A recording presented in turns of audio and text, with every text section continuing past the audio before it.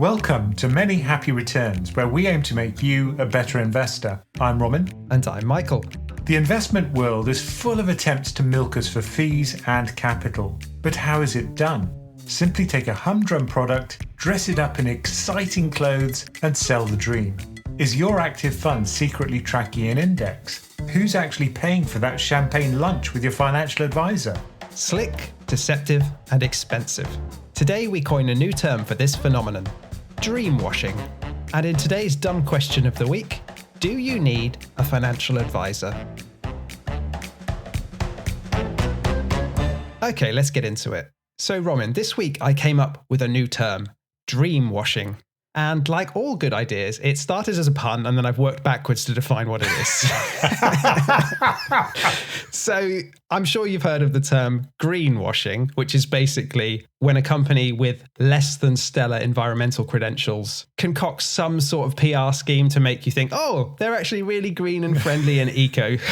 So dreamwashing is kind of similar. So it's when a company or a fund with less than stellar performance comes up with some fancy PR or marketing or gimmicks that make you think, hey, this is the future. And I'm sure you've seen a lot of this in your time. Oh yeah, I mean, marketing is the kind of smokes and mirrors that surround so many products. And it's often hard to get to the heart of the product. You know, once you get through the flim-flam, there might not be anything left. So one thing I came across, which I'd not really thought about much before, was this idea of closet index trackers. So maybe let's step back and say, what is an index fund, first of all? Well, there you're simply tracking an index like the S&P 500 or maybe the FTSE 100. It's a pretty easy job to do. I say it's easy, it's not in practice, but you just buy the stocks in the index, in the proportions which are in the index, and that way your returns will match those of the index. So it might not be easy to do, but it's cheap to do, right? That's the key thing. You can do it very efficiently. If you're an institutional investor, then yeah, you can make it very cheap to track, and that in turn can be passed on to the investors. So it's cheap because it's passive. You're not having to make decisions, are you, and do lots of research as an active manager. You're just tracking what's already there. And as we've discussed many times before, the performance of index funds tends to beat in the long term the average performance of actively managed funds. But there's a class of active managers which are charging high fees, but then behind the scenes appear to be just secretly tracking the index and giving you the same performance as a cheap passive fund would. Yeah, and I think the problem really is not many people, unless they're highly motivated, will actually look at the active manager's portfolio relative to some kind of benchmark. If they did, they could see whether it's very different from that benchmark, and then they could see whether they think the tilts in the portfolio are the right ones or likely to outperform. So it's slightly confusing because why would an active fund have a benchmark? But they all do, right? Many do. So some of them will say, you know, if they're feeling really brave, they'll say, we're going to generate returns which are LIBOR plus 5 basis points. They'll just try and beat some kind of absolute return. But that's not typical, is it? No, because if there's a market crash, you don't want to lose your job because you didn't manage to generate a positive performance. So if you say, I'll beat the FTSE 100, that's my goal, then if the FTSE 100 falls 50% and you've only lost 45, then you're an absolute hero. Roman, say the line, even a squirrel could beat the FTSE 100. But look, the problem is there is transparency to some degree. So active managers will publish, say, the top 10 holdings. But then you have to rely on fairly funky measures, which a lot of people don't understand, to see whether it's got a big deviation from its benchmark. And I think active funds use the benchmark in a couple of ways typically. One is, a gauge of performance. So am I outperforming or underperforming this index, which I've said I'm measuring myself against? And also they may use it to sort of define the investment universe they're looking at.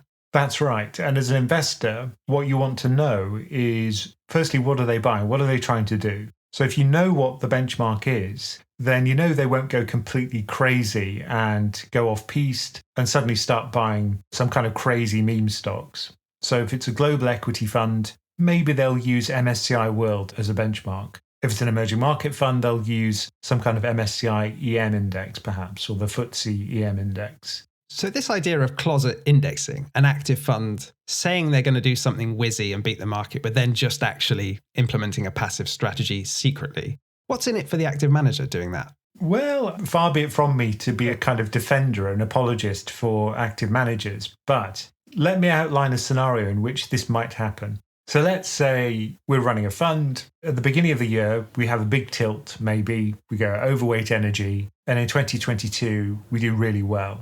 Well, what we do then is we say, look, our goal for this year is basically done. So what we can do is just go back to the benchmark weights now that we've outperformed. Oh, so you're saying they've got so far ahead in the race that now they can just coast to the finish line? Either that, or it can be a bad reason. Okay, so they could have underperformed, and then they just say, look, we're just going to take the money off the table effectively and just put it into the benchmark. Although I suspect many managers wouldn't do that. So there's no kind of scenario where they're just hyper cynical and say, we're going to charge our near 1% fee for an active fund and then not employ any research analysts, any quants, and we're just going to track the broad benchmark secretly. Well, they might say we'll have a very small deviation because we don't have much faith in our ability to beat the benchmark. Maybe it's a new manager and they have to kind of find their feet. So initially, you'll have very small deviations from the benchmark until they build up their confidence. I don't know what the reasons would be, but I can think of some valid reasons why they might hug a benchmark initially. But I think you're right. In some cases, there is something questionable going on. Because ultimately, you don't want to pay active managers high fees for something you could get for a tiny negligible fee. Because you're kind of getting the worst of both worlds there. You're getting the high fees, but you haven't even got a chance of outperforming, right? So what's the point? And interestingly, regulators in Europe, in the UK, in the US, over the last sort of 3 to 5 years have become really hot on this idea of closet index trackers because it's just really bad for investors for several reasons, really. I mean, one, all the blurb about the fund is just a misrepresentation, right? If they're secretly tracking, that's not what they're saying in their marketing. Also, you're kind of buying a different risk return profile than you perhaps envisaged. Like if I'm buying an active fund, that's going to be doing something in my portfolio different to what my core S&P 500 tracker is doing. I'm buying it for doing something different, right? And also, you've got the higher fees. So those three things. But the difficulty actually, and it sounds odd, is identifying the funds that are actually closet indexing. It sounds like it should be easy, but it's not. Because, as we said, allocations will change over time. So there will be periods of time when you hug the benchmark. There'll be periods of time when you deviate quite a lot from it. And if you think about it from the point of view of the active manager, sometimes your views will be high conviction. So you'll think, okay, I'm convinced that this sector, this style of investing is where it's at. I'm going to take a big tilt away from the benchmark as a result. Sometimes your views won't be high conviction. You'll just throw your hands up in the air and say, I've got no idea what's going on. Although, if you do that, then it kind of begs the question of why you're an active manager in the first place. Yeah, and if you get to that situation, your fee should drop. Yeah, I agree. So this is why I like the idea of performance fees. I know it's not popular, but if you don't outperform, you shouldn't get a fee. And a lot of funds would die if that was their fee structure, because a lot of them don't outperform. Yeah, I was looking into this. And there is a countervailing opinion here, Roman, that if you have those kind of symmetric fees where you only earn if you outperform effectively, you're incentivizing active managers to take a lot more risk than they otherwise would, right? You may as well shoot for the stars if you're not going to earn otherwise. Within a cap, again, you can force people not to deviate from the benchmark by more than a certain percentage. They could take more risk. Or they could just have skin in the game, which I think is much more important, to have the goals of the fund manager aligned with those of the investors. And really, I think that's the problem here. The real problem is the way these things are incentivized. The way the fee structure works at the moment is your income as an asset manager is just the size of the pot times some percentage. So how do you maximize your return? Well, you just make the pot as big as possible. How do you do that? Well, it's marketing. Performance is part of it. Yeah, it's easier to bring in more inflows than it is to grow the pot through performance. Yeah, because, you can just throw money at the problem and advertise, get somebody controversial to front up the fund and get them in front of the media. That's much easier than getting someone who can actually outperform, to be honest. So if we're looking at our portfolio and the funds we hold and we think, are some of these actually closet indexing without me knowing it? As we said, it's hard to tell. There was a working paper from the European Securities and Markets Authority in 2020 called Closet Indexing Indicators and Investor Outcomes. And this was by Daniele, Harris, and Piccini. And they came up with a methodology to try and look at the funds in Europe, the active funds, and work out how many of them are potential closet indexers. And they did it through combining a few different methods. So one was looking at the portfolio composition, and one was looking at the fund performance. Now, portfolio composition looks at something called active share. So the idea here is that you've got the actual sums to work it out, is you work out the weight of the investment in the portfolio, and you subtract the weight of the investment in the benchmark, and you divide by 2. So it gives you some number between 0 and 100. So 100 would mean that it's got absolutely nothing to do with the benchmark. There's no overlap at all. And 0 active share would mean that it was just copying the benchmark perfectly. Yeah, so it's a good measure. There are some limitations, however. Obviously, it's just a snapshot at a moment in time. As you said, what a fund's holding will change. And also, not all differences in holdings between a portfolio and the index will have the same impact on performance. Yeah, so for example, if you have Canadian stocks substituted for US stocks, the returns will be very similar. They're highly correlated. So it'll look like a big active share, but in fact, the actual performance will be almost identical. And I think it's also the case that if you were overweight a stock with the same beta as the broad benchmark, it's not going to make as much difference as if you were overweight a highly volatile stock. Yeah, I mean, if it's got a lot of idiosyncratic factors driving the stock return, it'll be much more meaningful if you take a tilt towards that stock than just a beta 1 default stock. Yeah, which is almost the benchmark itself. Yeah, it's weird, isn't it, how it works? Yeah, so if you have Apple, it's like 4% of every index in the world if it's global. And the main limitation here is that, as far as I know, active share is reported on a voluntary basis in the EU by funds. So you can't actually look at it for most things. In the US, I think it is more of a mandatory requirement. I think a better way of doing it might be simply to look at the performance and see how highly correlated the fund is with the benchmark. Yeah, so that's the other thing they looked at in this paper, which they refer to as the tracking error. Yeah, so you do some kind of regression of returns, and if it's perfectly correlated, then there's something slightly incorrect going on. Yeah, so they do that where they compare the correlation of the fund and its benchmark. And they also did something where they looked at decomposing the performance of the fund into the different factors that Farmer and French referred to. Yeah, so you could regress on the factors, you could regress on just the returns. Either way, you can see what the tilts are for the portfolio. So let's get to the results then of this study. So they looked at the performance of funds in Europe from 2010 to 2018 and had a sample of just over 3,000 equity funds that were domiciled in the EU. And these are funds which were not classified as index trackers, obviously, because we're looking for the secret trackers. And they looked at funds where the management fee was more than 0.65%, so the expensive stuff. Yeah, anything more than 0.2, I think, would be expensive. So, Roman, what did they actually find? I think this is quite shocking. Now, I'd have expected it to be very low because I know lots of fund managers and they don't try and pull the wool over people's eyes usually. Yeah, but you don't know the dodgy ones, do you? You're self-selecting sample here. I only do the nice ones. Okay. So the shocking thing is that around 6 to 10% of funds seem to be closet indexing. And bear in mind that the regulator would have been pretty stringent in their criteria. So if there was benefit of doubt, then they'd have gone in favour of the fund manager, probably. So I'd expect that the actual number is probably higher than that. Yeah, and the results do seem in line with similar studies in the US and the UK. What shocks me is that they think they can get away with it. I mean, why would you think you can get away with not doing your job, really? Well, they have got away with it up to now. And what was interesting in that paper was some of the other differences between what they termed the potential closet trackers and the funds that were actually doing an active management job.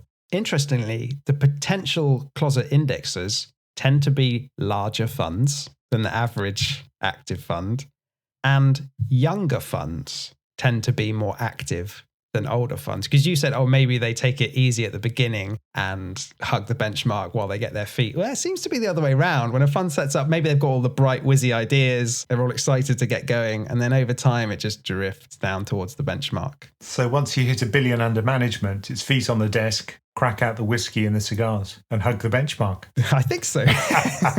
In some cases. But But you still do see massive, really monster funds, which do have a big active share. Things like Scottish Mortgage or Fundsmith. I'm not a huge fan of Fundsmith, but at least they have a huge active share. Or ARC in the US. Or ARC, yeah. Like it or hate it, they do have a big active share. Yeah, because that's the thing, isn't it? We often talk about how active funds, in the aggregate at least, don't justify their existence. They underperform the benchmark on average. Because mathematically they have to. Yeah, and they charge bigger fees, right? So why would you buy an active fund? Particularly if there's this risk that you're just paying for the benchmark performance. So I think I would only do it if I could look at all the material and see what their strategy was and see that they really were making conviction bets, right? That's why you would buy an active fund. So a Scottish Mortgage, for example, you can look through their reports and see the industries they're investing in and why. And it's really definitely not tracking a benchmark, That's right. is it? And I love reading them. It's just well written. They're very transparent. And you can see that a lot of research goes into finding those stocks which they like. And I agree with a lot of what they say. That's the other way of kind of working out which ones you want to buy. Read what the managers say about their investment thesis and go for ones which you like. Now, it's interesting that the FCA has also done one of these studies, which is looking for closet indexing. So the FCA is the regulator in the UK. Yeah, the Financial Conduct Authority. And as usual, these institutions are under-resourced. They don't have an easy job of it. And they found a similar thing, didn't they? Yeah, so they did a report in 2017, actually. So they were kind of ahead of the game here. They estimated that at the time, in the UK, there was £109 billion of assets under management that were in active funds that closely mirror the market, which are significantly more expensive than passive funds. That's a quote from the report. Ultimately, they ended up reviewing 84 potential closet tracker funds, and 64 of those agreed to compensate investors to the tune of £34 million and to change their marketing material. But what was interesting is they didn't name and shame the funds. In research for this episode. We should do that. Yeah, I was looking, I was like, I want to just say, here's the list, go and look at it. Let's do it. Let's do it. I mean, all you need is a regression and the time series. We might as well just have a go. Make sure you get some good insurance before you do it. And some good lawyers. Maybe that's why they didn't do it. But I think the regulator has to be seen to be working with the fund managers. If they're seen as an enemy, then it can cause all sorts of problems. So would you say closet index trackers are a good example of dreamwashing? Yeah, definitely. But the fund that really got me, which in retrospect is quite amusing. So there was a Virgin Money FTSE All-Share tracker, which had a notoriously high fee of 1%. And it took a long time for outflows to begin for this fund. But I think now people are much more aware of the negative impact of fees on their returns and how they compound over time. They actually cut the fee in 2019 to 0.6%. But still, you're thinking this is a developed market equity fund. The fee should be like 0.1. You're charging 5-6 times as much as you should. And I think many managers thought they could get away with it because they had for years. So there, it's not even dreamwashing. It's just that people didn't realize they were dreaming. I mean, I think my takeaway from this, my rule of thumb is if you're going to pay more than, like you say, about 0.2% in fees for a fund, you should look at it really closely. Look at what it's doing, really dig into it. And do you love it enough to pay those higher fees? Are you sure you know what it's actually doing? Yeah, have a look at the fees and understand what it's doing. And if it's active, make really sure that you buy into the ideas behind the fund and the manager as well, of course. So another area where you do see quite a lot of this dreamwashing idea is in wealth management. So there are lots of companies set up to provide some combination of financial advice and investment advice, and often they have their own products which they're trying to sell as well, and the fees can be really outrageous. And sometimes investors don't care. They're buying it because, firstly, they don't want to have anything to do with their own money. There used to be a view that it was kind of vulgar to have anything to do with your own wealth and that it should be managed by somebody else. Or perhaps they genuinely are really scared that they'll screw it up. So you're willing to completely delegate all control of your investments to someone else. Yeah, and it's weird that a lot of these wealth management companies, the way they compete for customers, is not really on like a promise of we're going to manage your money better necessarily or generate better performance. It's often through kind of perks, like we'll take you out to the exclusive restaurants, we'll take you to the FA Cup final. It's like stuff like that. It's seen more as an exclusive club in a way than a professional services firm. So if you're at dinner with friends, you can say, oh, yes, we're with X fund manager or X wealth manager. Should we put a name in the place of the X? Oh, there are many X's. I mean, one of the ones which are very popular in the UK is St James's Place. Yeah, I think that's actually the largest wealth manager in the UK. It has something like £142 billion under management as of this year. And I think it's been hoovering up other wealth management businesses such that if you're a small wealth management firm, you can be kind of accepted into the St James's Place fold in return for working with that company. So you do have a degree of autonomy. Yeah, so as I understand it, they kind of operate as independent businesses under the St James's Place banner. Yeah. But the way it's structured is these different advisor businesses, they're only allowed to put their clients' money into St James's Place funds. Now, a lot of people like that. St James's Place, the way they sell it, and I did a video about this a while back, is they have active managers who work exclusively with them. So if you want that fund, the only way to buy it is through St James's Place. And the idea is that, they'll offer you what they think is best of breed. They have had quite a lot of duds, it has to be said. So every year, Tilney, which is a company in the UK, they produce a report called Spot the Dog. And it's got lots of pictures of dogs throughout the report, which I absolutely love. But the banner for the report is the guide fund managers would love to ban. And what they do is they actually track the outperformance of some of the largest funds. And for example, in the 2022 report, they have a list of the top European dogs. And St James's Place has quite a few funds in the top 20. So this is what they say about St James's Place. The biggest beasts are from the St James's Place kennel. The group's $3 billion global equity fund continued to draw assets even with its poor performance record. Do they have to put puns throughout this document? Oh, yes. As does the £1.25 billion global fund. The group has taken steps to address performance on both funds by changing the management mix. However, costs remain among the highest in the sector and investors should expect better. Yeah, so why is this dreamwashing? Now, there was an expose in the Times in 2019 titled Champers and Safaris, The Secret Diary of St James's Place Advisor. Now, the title's good and the content's good as well.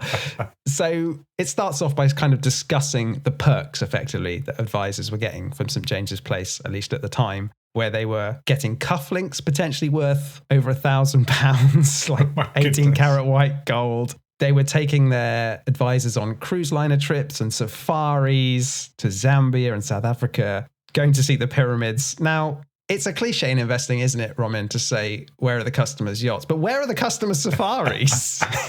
Well, I think many of the customers already have sufficient funds to go on safari. So I think that's the fundamental problem, which is all you're doing is making rich people slightly less rich by milking them for fees. And these are willing participants. Many of them realise the fees are high and they don't care. So if you look at some of the people who like St James's Place, and there are many of them, they like the service that they receive and the cachet of the St James's Place name. Yeah, that's exactly it. So I'll read a quote from that article. So this is the fund manager speaking. He says, at all times, it was important to keep up appearances. If I thought a client was particularly lucrative, I would pay for their lunch at an exclusive country house or restaurant. I took some to cricket and rugby matches. Other advisors arranged private tours of Buckingham Palace. I would send my customers magnums of champagne to keep them sweet. So this is just the perfect example of dreamwashing to me. They're selling this exclusive lifestyle and you're paying for it, right? This is coming out of your fees. And that's the point. The fees for St James's Place are still extremely high. Now, they say they've reformed a lot of their working practices and the things like the £1,000 gold cufflinks, that's no longer being done. And they've toned down the safaris, all of that. That's what they say. But the fees are still high, even today. And the one which I really dislike is their exit fee for some of their products. So these are on some of their pension and bond products. And if you pull out your money early, you get whacked on the way out with a penalty. So in year one, you'd be charged 6% of your total investment if you withdraw. And then it tapers down by 1% per year. Now, I think that's the wrong way to approach it. I think if your services and products are really good, that's what makes them sticky. You shouldn't have to punish people for withdrawing early. Yeah, it's the Hotel California of wealth management companies. Yeah, I think you're right. And from what I understand, that tapering down to the 6%, 5%, 4% exit fee, resets every time you make a change to your investments. And the other thing, which I noticed when I was looking through their fees and charges page, was that if you set up an ISA with them, which is a tax-free investment wrapper in the UK, they charge you 4.5% of your initial investment before the money's even done anything, before it's gone anywhere, just for the advice. Thank you so much for looking after my money. It is bizarre, isn't it? I mean, they're still in business. They're still very profitable. Yeah. So they're obviously doing something right. And I think, like you say, what they're selling is a dream. So to just give a really specific example, right now I'm looking at their ISA fund charges. A global equity fund, initial charge 5%, annual charge 1.43%. Now, Robin, how does that compare to what you think of as expensive? For global equity, you can buy that very, very cheaply. So, for example, there's an HSBC Global Index tracker which charges 0.12% per year. You know, that's something which is completely commoditized. There should be a lot of competition for it. And if you're paying, more than that, more than 10 times that. Why? Plus a 5% entry fee, effectively. I mean, I speak to some people who say, look, people have got to make a living. I don't mind paying the fees on some of this stuff. I've had people say that even about investment banks. It's like a dream client. Okay, so to just wrap this up on St. James's Place, I'll finish with a quote from that 2019 article by the former advisor. He says, "The beauty of all this is that customers never really understand how much they're paying. Of course, we presented everything to them, but I never really believed they knew the full impact. Over time, because of the compounding effects of these charges, we could take almost half their profits." Shocking. Now, some other examples of dreamwashing would, I think, be the meme stock phenomenon we saw, where kind of faltering companies with legacy business models, I'm thinking retailers like GameStop, cinema companies like AMC, attracted a lot of investor interest just by coming up with kind of gimmicks and schemes, which a lot of the time had nothing to do with their core business. These companies' stock prices kind of took on a life of their own, I think, and they were being bid up to crazy levels by, in a way, the dream of fighting the man, right? That was the dream that was sold at the time. But since then, companies like GameStop and AMC have tried to reposition themselves by selling this dream of being an NFT marketplace in GameStop's instance, or AMC have launched a new security with the ticker APE, which is obviously to appeal to Wall Street bets. So they're all trying to lean into this and stop them just, going back to being a dying cinema company. Which again is rational. If your stock's hugely overpriced, what would you do? You'd sell it to people and issue more stocks if you can, which is what they were effectively doing with APE. So the dream here would be something like sticking it to the man while making a huge profit, right? I mean, that's the real dream. I dream of that. But the real dream here isn't it that you're going to be an amazing stock picker, that you can choose a stock and hugely outperform the market? I think that's the dream. The dreams of alpha.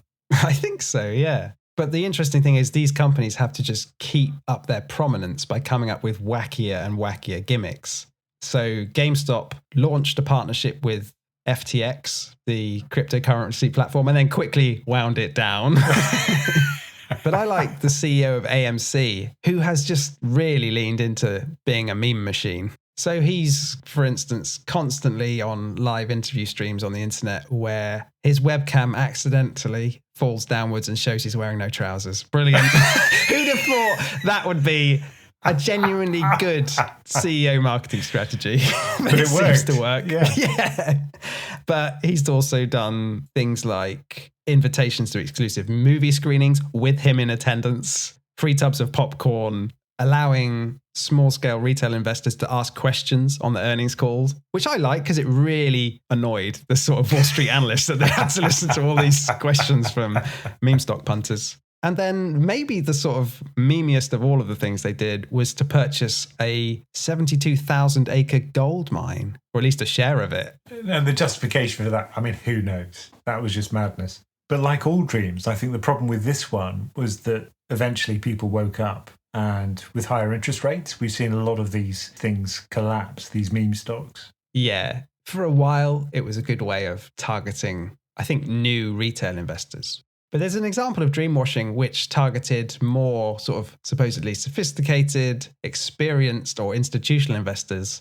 And I'm thinking of ESG here. This is one example of a market that's completely turned around over the course of a fairly short space of time. And I remember I noticed on Vanguard's suite of funds, which is fairly limited anyway, like a rash, you got all of these new funds appearing, which just had ESG in the title. And like you say, there was a massive bandwagon effect where almost every fund was looking for ways to rebadge as ESG. And that's where the idea of greenwashing came from. So you take a fund, you rebrand it as something which is ESG, with fairly minimal changes to the composition of the fund. And suddenly you can increase the fee on the fund. And I've noticed that the fees for ESG funds do tend to be higher. Yeah, they tend to be higher. And also the reason to do it was you could keep attracting capital from maybe pension funds, for example, where they were getting picky about what they could hold because their stakeholders were saying, well, I don't want to put my money into certain types of company. So one of the big tilts for ESG funds was not to have energy funds, anything to do with oil extraction or refining or distribution. And of course, over the course of 2022, the one sector which has outperformed hugely is energy. So I think that's another reason why people have kind of gone off ESG funds, which is just the returns have been floundering, whereas they were sold as funds which actually perform in line with their parent indices. They're not that different. So you can make the world a better place and maybe even outperform. Yeah, I think that's fair enough. But the problem is when those funds are just badging an existing fund and are not actually doing anything special to make it ESG compliant, whatever that might mean. But surely, Michael, that would be illegal and no fund manager would do that. Well, there is a regulatory crackdown coming, supposedly. And there was a nice example last month where the SEC, the Securities and Exchange Commission in America, charged Goldman Sachs Asset Management for failing to follow its own policies and procedures involving ESG investments. Now, what's interesting here is that it wasn't that they breached some kind of regulatory standard around ESG. It's that they made promises, Goldman Sachs made promises in its marketing for the fund, and then kind of completely ignored them. So they ended up agreeing to pay a settlement of $4 million. But the detail's quite interesting. The settlement says, from April 2017 until June 2018, Goldman Sachs failed to have any written policies or procedures for ESG research in one of its products. And once it did establish these policies, it failed to follow them consistently prior to February 2020. So, an example. Goldman Sachs promised in its literature that it would have a policy where personnel had to complete a questionnaire for every company it planned to include in this ESG fund prior to it being bought. Makes sense, right? I'm not going to buy any company for this fund without checking that it meets certain ESG criteria. The most basic thing. However, the complaint goes on. Personnel completed many of the ESG questionnaires after securities were already selected for inclusion and relied on previous ESG research, which was often conducted in a different manner than what was required in the policies. So basically, Goldman Sachs is buying what it wants for this fund and then saying, oh God, guys, can you do the questionnaire we were meant to have done? This is odd because I'd have thought they'd put some resources aside and just make lists. You know, these things are okay, these things aren't, which everybody could share. I mean, you wouldn't have thought that would be difficult from an operational perspective. It's a bit surprising that a fund manager like GSAM fell into this hole. But isn't it just a really egregious example of people accusing ESG of box ticking? And here they weren't even bothering to tick the boxes, right? Or fill out the form anyway, yeah. Yeah, they're just taking the money and doing what they want. But, you know, they've done this settlement, all is well now. But, you know, the regulators are coming for everyone else up to these old tricks. So I think it's a kind of combination, isn't it, this year, which has woken people up from their dream of ESG. And performance has been the kind of alarm bell, which has essentially roused them from their ESG slumber. So what we've basically talked about through this whole episode are examples of deceptive marketing. And it's an old idea, which I've just come up with a new term of dreamwashing to badge it as. Now you might say, oh my God, it's hypocrisy all the way down. Now, how can you avoid getting swept up into these narratives or dreamwashed? One way to do that is to be part of a community which will tell you about the red flags and pop the dream bubble before you get fully dragged in. So to learn more about becoming part of our community, just go to PensionCraft.com. Okay, today's dumb question of the week is, do you need a financial advisor? What do you think, Roman? I think many people do. I think that there are good financial advisors out there. The question I'm always asked is, do you know a good one? And I'm always a bit stumped. And also, I think it's risky pointing people at a financial advisor because it might just not work. The chemistry might not be there. They might make a mistake. Who knows? Yeah, you don't want to advise someone to use an advisor because it's still kind of advice. That's right. And it could backfire. But look, I think many people would benefit from an advisor simply because their affairs are so complex. So let's say you live in multiple countries, you've earned in multiple countries, maybe you work for a multinational where you're being moved around, or perhaps you've got simply a huge amount of wealth which you have to manage. It helps to have someone who's got expertise in that field, and particularly for the taxes. But I think certain things, if you've got a really straightforward situation, or you just want to have a really simple portfolio, and for most people, remember, that's sufficient and it's going to be good enough for their lifetime savings. Well, in that case, a financial advisor won't help hugely. Or maybe, they'll just have a one-off initial consultation to get you started and then maybe checkups every 5-10 years. But I think what doesn't help is milking you for fees year after year, even if they're not adding any value. If they're just going to come around to your house and have a cup of tea with you and eat your biscuits, well, what value does that add? An asset allocation, in terms of what to buy, they're not particularly useful there. They don't add much value, I don't think. And if they try to get you onto their platform, which makes it easier to milk you for fees, then, I think that's a problem as well. Yeah, I think that's how I think about it too, is that a financial advisor, if you know a bit about investing, is probably not going to add much value just for your everyday, I'm putting money in my ISA, I'm putting money in my pension, some of it's in equity, some of it's in bonds. Like, you don't need necessarily a financial advisor for that. But where they do come in useful and earn their fees is when you have a big life event that's outside your sort of normal area of expertise, and it's going to be hugely consequential. So it could be a divorce, or you're moving countries. What do I do with my investments? What's the double taxation treaty between these countries? Yeah. Those things are super technical, and it's worth having someone who hopefully knows their stuff and is covered by insurance if they give you bad advice. That's always a handy thing. But I think a lot of it is down to your relationship with them. It's a personal thing. You've got to have someone that you trust. And two people could have the same advisor and have completely different experiences. Some people like collegiate type of advice where you say what your circumstances are, they have a suggestion, and then you collaboratively reach a conclusion about how to invest. Other people like just to be told what to do. And I think it's important to remember that in the UK, at least, there's two very different kinds of financial advice. So there are independent financial advisors who will give unbiased advice about any financial product that they're qualified to talk about.